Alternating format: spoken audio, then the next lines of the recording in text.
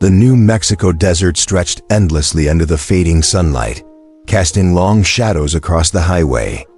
Logan Carter gripped the handlebars of his Harley, the low rumble of the engine his only company. The road was his escape, no past, no future, just the present moment. Then, something caught his eye. A lone police cruiser was parked haphazardly on the roadside, its lights faintly pulsing. A cop stood beside it, his figure rigid, his movements sharp. At his feet, a German Shepherd cowered, its body trembling. Logan slowed his bike, instincts kicking in. K9 South were supposed to be fearless, disciplined. But this one? It looked broken. He pulled over, cutting the engine. "Everything all right, officer?" The cop's head snapped up. His jaw tightened, his grip on the leash firm. "Move along," he ordered. Logan's gaze dropped to the dog. It flinched as the officer jerked the leash. Something in Logan's gut twisted. "That dog doesn't look all right," Logan said evenly. "Not your problem," the cop shot back. But it was. Logan had seen men abuse power before he'd fought against them. His stance shifted slightly, weight balanced, ready for whatever came next. "Let go of the dog," Logan said, voice steady. The officer scoffed. "Or what?" Then, he yanked the leash hard. The dog yelped in pain. Logan moved without thinking. One swift step forward, and he grabbed the cop's wrist, twisting it sharply. The baton slipped from the officer's grasp. A punch came next. Logan ducked, countering with a sharp elbow to the ribs. The cop staggered back, cursing. For a moment, there was only silence. Then Logan turned to the dog. "Come on, buddy." The shepherd hesitated, then bolted toward him. Logan swung onto his bike, and in one fluid motion, the dog leaped up behind him. The officer was already scrambling for his radio. Logan twisted the throttle. The Harley roared to life, kicking up dust as they sped into the desert night. He didn't know it yet, but he had just become a fugitive. And the dog? It was the key to something much bigger. The desert wind howled as Logan gunned the throttle, his Harley tearing down the empty highway. Behind him, headlights flared, flashing red and blue. "Damn it," he muttered, stealing a glance at the side mirror. The police cruiser was gaining, sirens wailing in the night. The German Shepherd clung to him, its claws digging into his jacket. The dog's breath was hot against his back, its body tense. Logan reached back with one hand, giving it a reassuring pat. "Hang in there, buddy. We're not stopping yet." He twisted the throttle harder, pushing the bike past 80. The cruiser followed, its tires screeching against the asphalt. Logan knew he couldn't outrun them forever, not on open stretch like this. Up ahead, a dirt road veered off the highway, leading into the vast desert. It was risky, but he had no choice. He cut the handlebars sharply, sending the bike skidding onto the rough terrain. Sand and gravel sprayed behind him. The cruiser hesitated, then followed, bouncing violently on the uneven ground. Logan weaved through the darkness, his headlights barely illuminating the path ahead. The dog let out a soft whimper. "I know, bud. This isn't exactly the smoothest ride." Behind him, the police radio crackled through the wind. Logan couldn't make out the words, but he knew reinforcements were coming. He needed to disappear fast. A cluster of abandoned buildings loomed in the distance, barely visible under the moonlight. An old gas station, its rusted sign swinging in the wind, stood at the edge of the road. Logan made a split-second decision, cutting the engine and coasting into the shadows. The cruiser roared past, its lights sweeping over the empty lot before continuing down the road. Silence. Logan exhaled, heart hammering. He slid off the bike, glancing at the dog. "We're safe. For now." The shepherd jumped down, sniffing the air cautiously. Logan knelt, finally getting a good look at it. Scars lined its muzzle. Its ribs showed beneath its fur. "Who did this to you?" he murmured. The dog's ears twitched, eyes locked onto his. There was trust now, but also something deeper.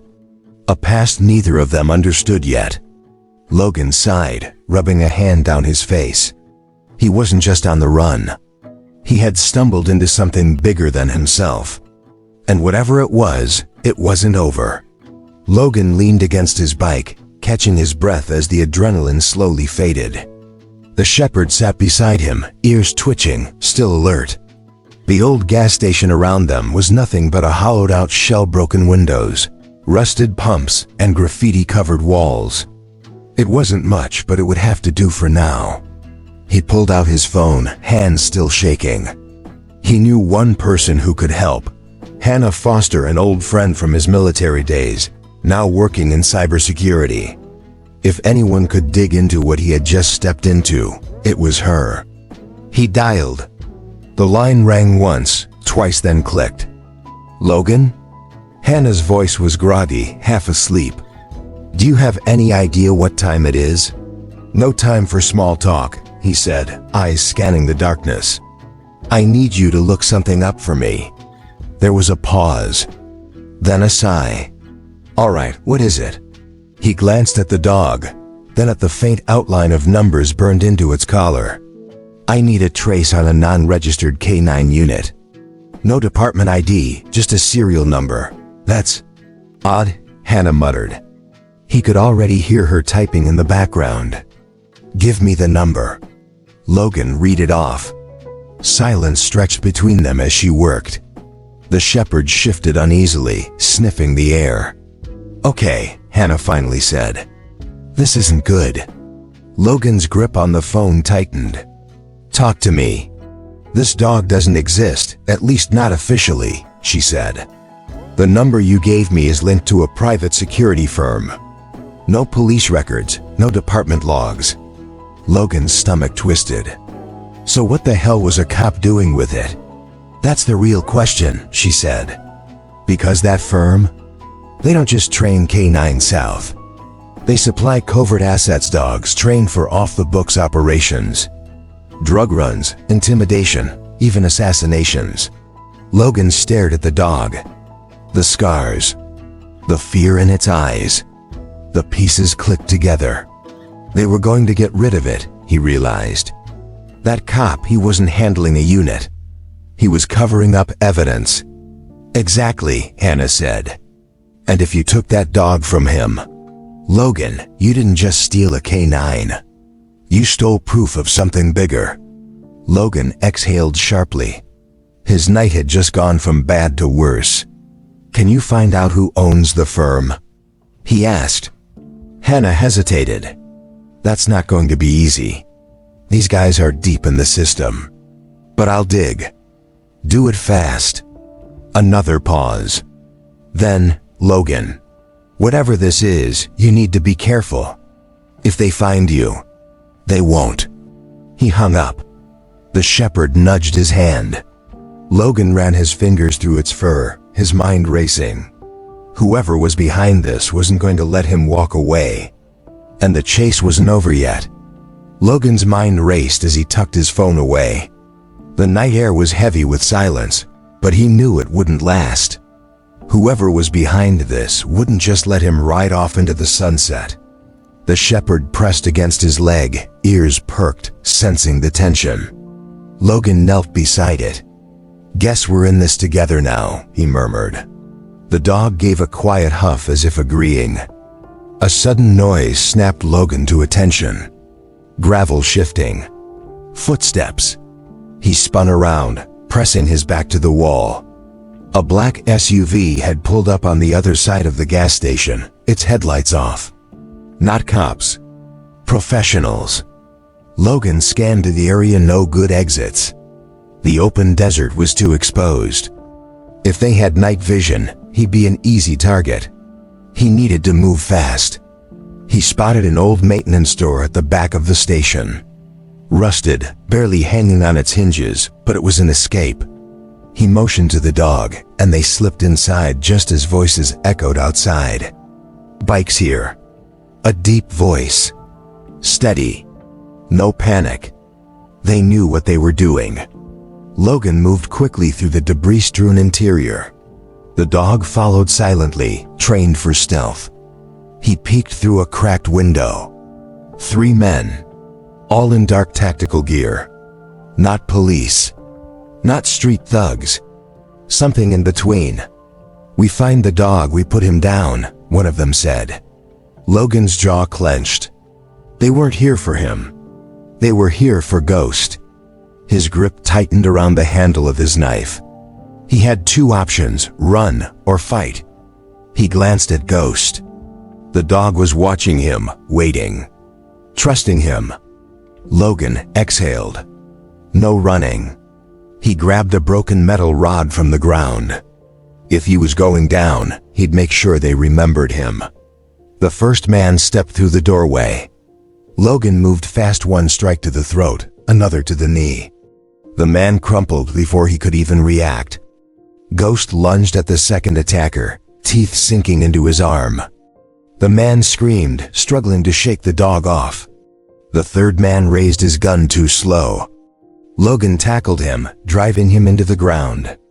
A struggle. A gunshot rang out, shattering glass. Then silence. Logan pushed himself up, breathing hard. 2 men groaning on the ground, the third out cold. Ghost stood beside him, tail stiff, eyes locked on Logan as if waiting for the next command. Logan wiped the blood from his lip. "Yeah," he muttered. "We're definitely in this together now." But this was just the beginning. Logan wiped the sweat from his brow, his pulse still hammering from the fight.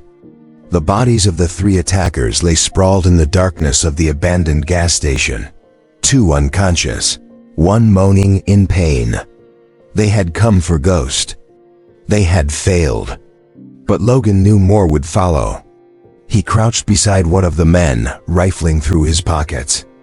A burner phone. No name, no ID. Professionals. But there was something else, a small keycard with a logo embossed on it. Logan held it up to the moonlight. "A security firm.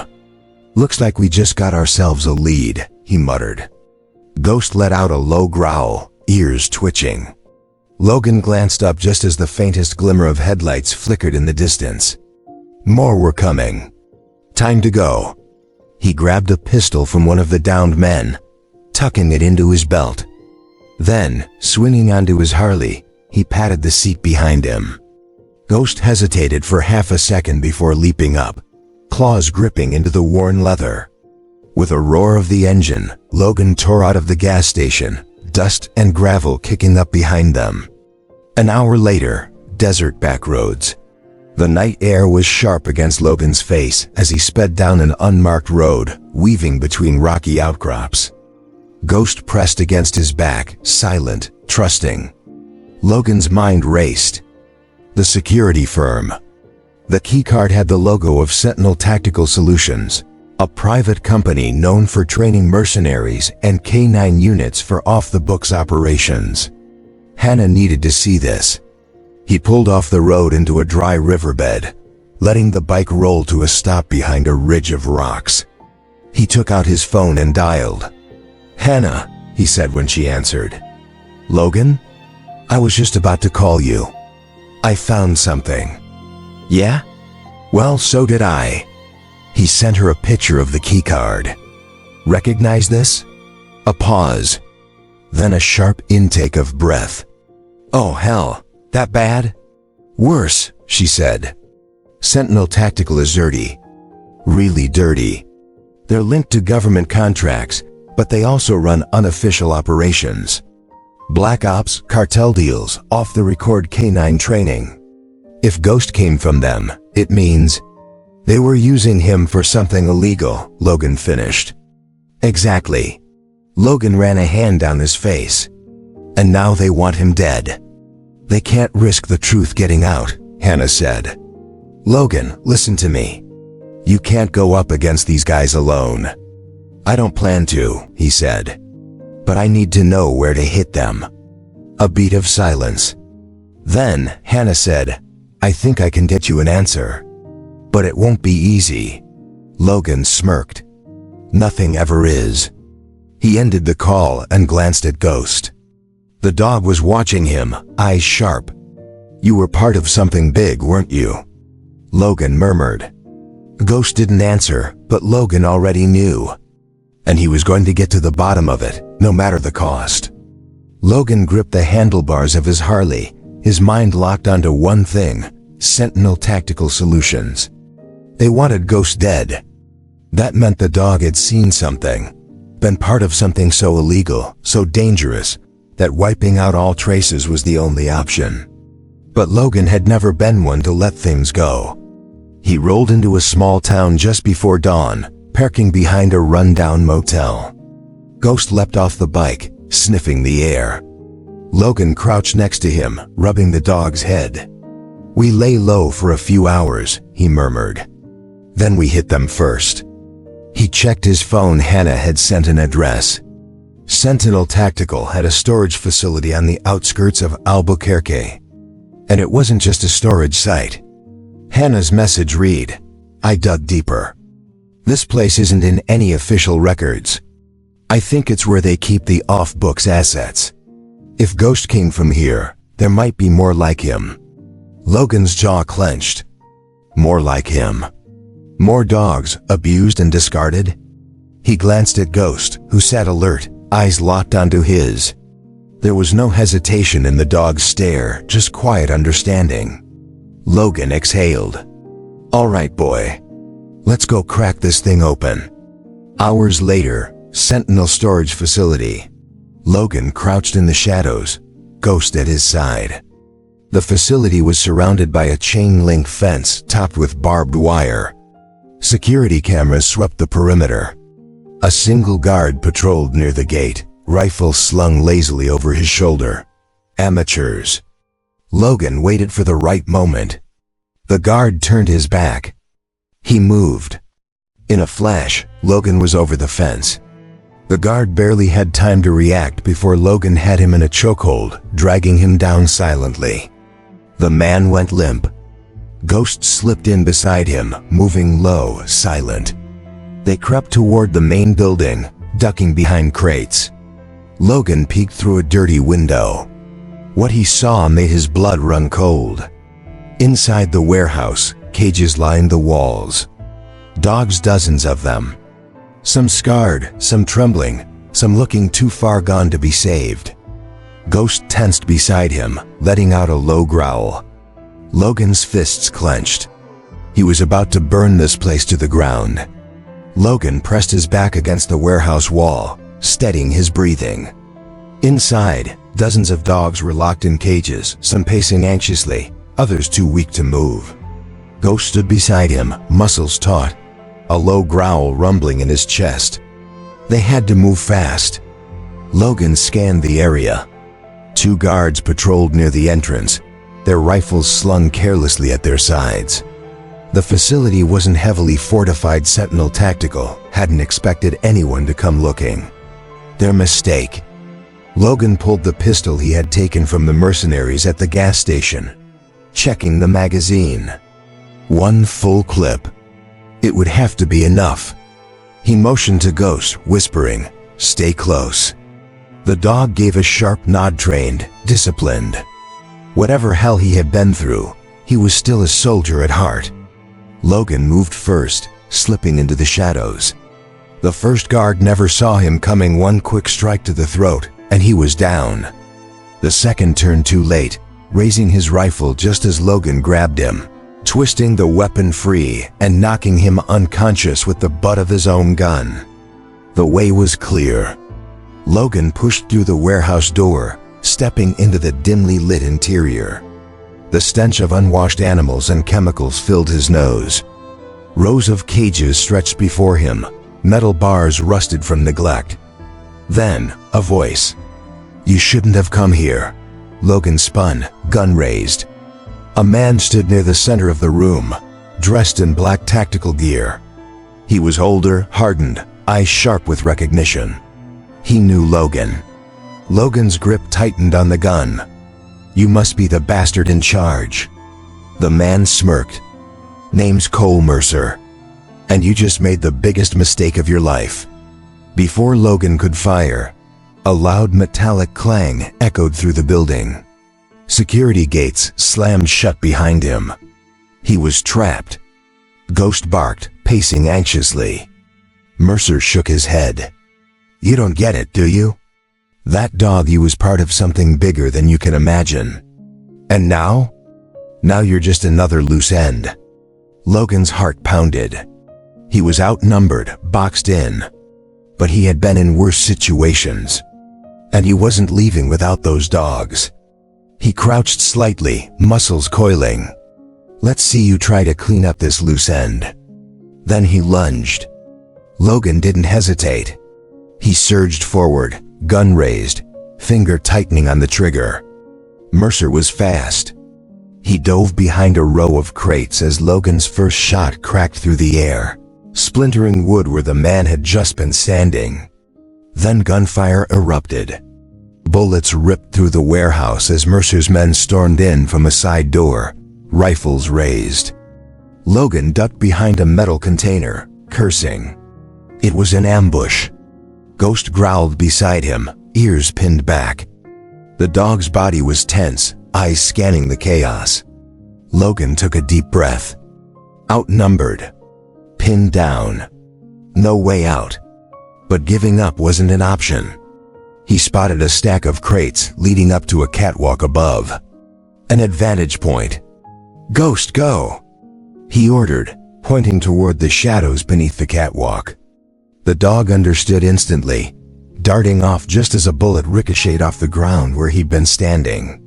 Logan fired 2 quick shots, forcing Mercer's men to take cover. Then, he sprinted for the crates. Wood splintered around him as bullets chewed through the old warehouse. He jumped, gripping the metal railing of the catwalk and hauling himself up. Higher ground. Now he could see everything. Below, Mercer stepped out from behind cover, laughing. "You're good, Carter. But not good enough." He motioned to his men. "Kill him." More gunfire. Logan dropped low, taking aim. He squeezed the trigger, one shot, dead center. A guard collapsed. Another fired, but Logan rolled, the bullet barely missing him. He fired back. 2 down. Mercer snarled, grabbing a radio. "Send the package in." Logan's stomach dropped. "Package?" Then he heard it. Metal scraping. Chains rattling. A deep, guttural growl. From the far end of the warehouse, a massive steel cage creaked open. A dark shape lunged forward, snarling. Another canine. But this one wasn't like Ghost. This one had been broken. Its eyes were wild, teeth bared. It had been trained for one thing: killing. And Mercer had just unleashed it. The dog sprinted toward Ghost, jaws snapping. "No!" Logan shouted. Ghost barely dodged, rolling to the side as the attack dog lunged. It was bigger, heavier, stronger. And it wasn't holding back. Logan's hands clenched around his pistol. He couldn't shoot. Not yet. Ghost circled his opponent, waiting. Logan knew that look: strategy. He wasn't just fighting. He was thinking. The attack dog lunged again. Ghost sidestepped fast. Too fast. The larger dog skidded past him, off balance for just a second. That second was all Ghost needed. With a burst of speed, he spun and clamped his jaws around the attacker's hind leg, yanking with all his strength. The dog yelped, crashing into the floor. Logan fired again, hitting another guard.